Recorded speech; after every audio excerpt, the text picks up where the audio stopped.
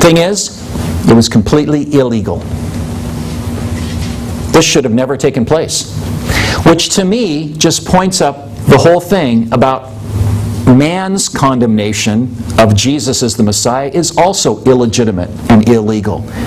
But that doesn't stop us from doing that. Now, this was, Matthew calls it the council. It's called the Sanhedrin, which was the ruling council of Israel. It included 71 people, the scribes and the elders, or the chief priests and the elders, and also the high priest himself.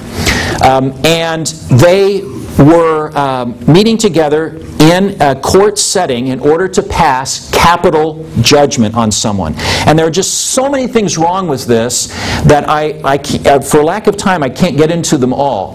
If you want to, go later this week to our website, calvarychapelnewburgh.org, and look at the study notes. I've got a couple of links to some resources, including, in fact, a translation of the Mishnah, which has all the Sanhedrin rules of law in it. And you can read for yourself how proceedings of capital crime were supposed to take place. But I'm going to give you 11 things that were wrong and illegal about this trial, just to show you how bad it was. The first thing, and you've probably heard this one before, is that it happened at night. This was in the middle of the night. And the Mishnah is very clear that capital trials could only take place during the day. They had to start and conclude during the day. They could not take place at night. It's very clear about that.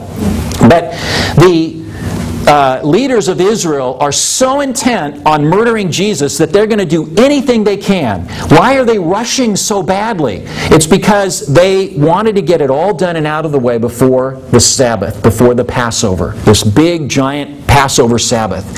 Now, of course, had they also read the Mishnah carefully, and I say read because it really hadn't been compiled yet, but they had all the traditions, they knew all these things, they weren't supposed to hold capital trials on the eve before a Sabbath either. So that was illegal. Secondly, the judges were also the ones who wanted to kill him.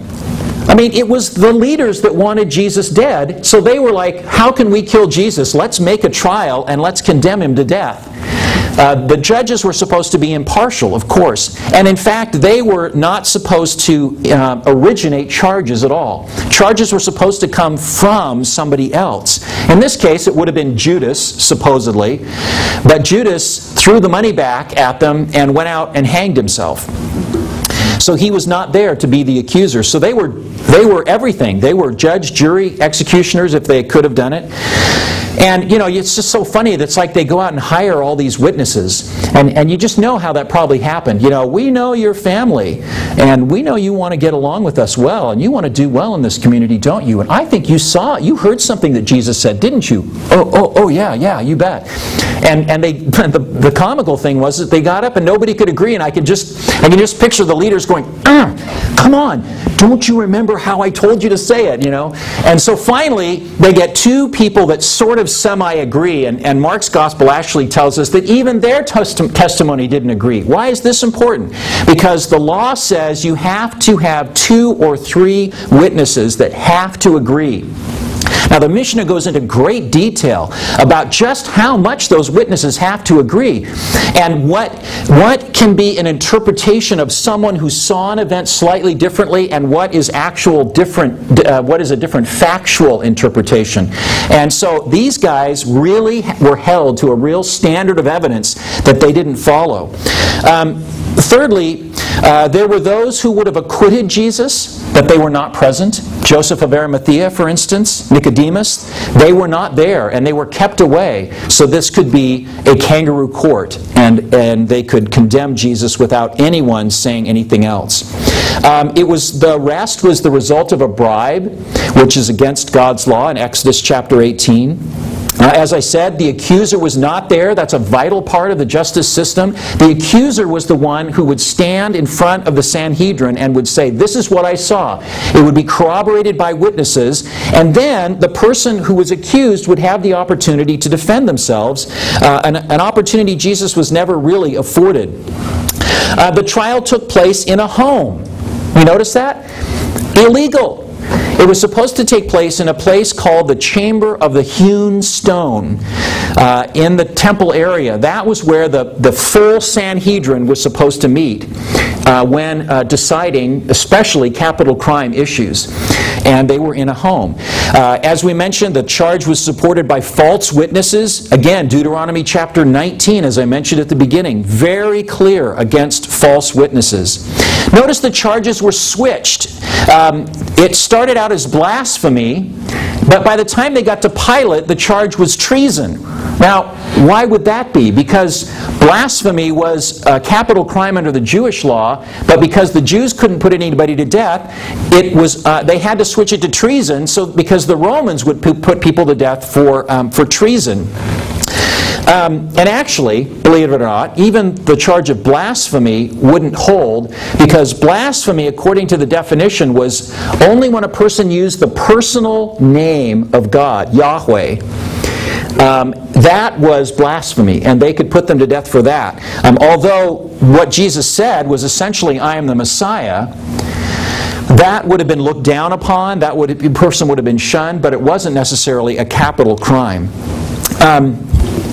And then, as I mentioned, the merits of Jesus' defense were not considered. What was supposed to happen is they were supposed to meet, hear all the testimony, go away, and the Mishnah is very clear, don't drink any wine, and really think about it and make sure that all sides are considered. And then you come back, and there's a very specific process about how you're supposed to go about coming to this, coming to the sentence or the decision in this.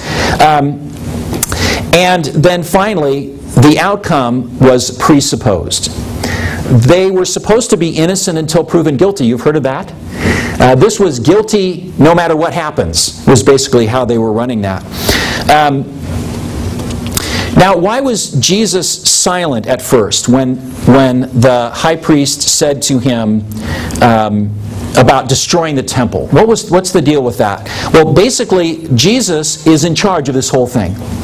Jesus did not want to say anything about this, I'll destroy the temple and then raise it up in 3 days, because it would have just confused what Jesus' mission was.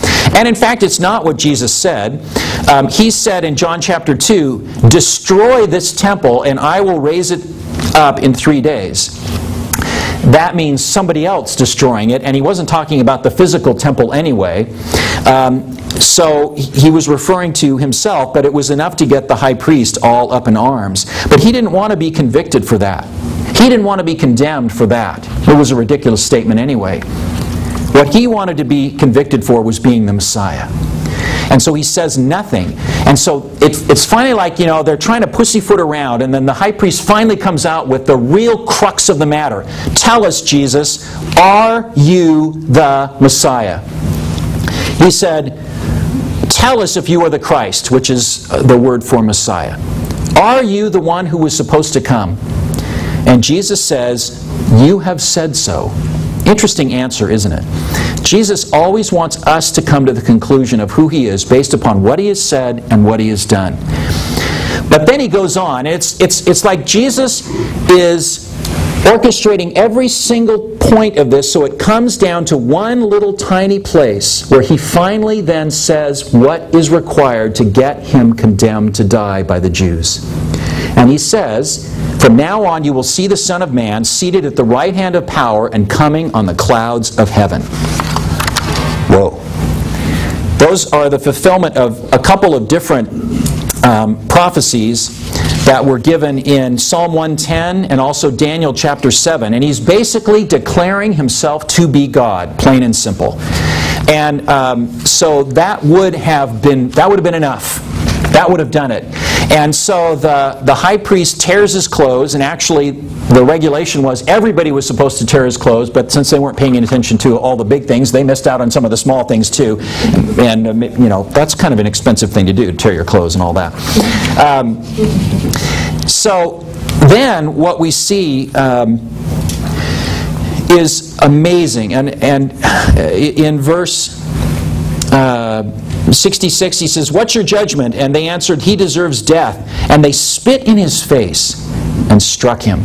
The Sanhedrin goes from being the leaders of God's people to being common thugs. And it's almost like, the stopper was taken off the bottle, holding back all the evil that they felt towards this guy who was a clear threat to their power base. And that's really why they were so upset about him. And they start